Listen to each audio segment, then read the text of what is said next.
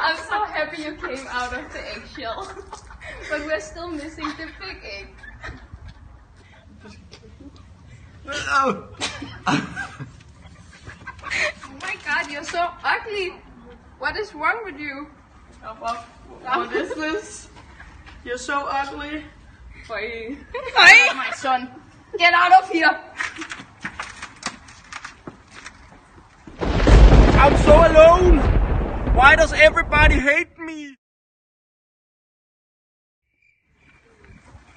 Oh, yeah.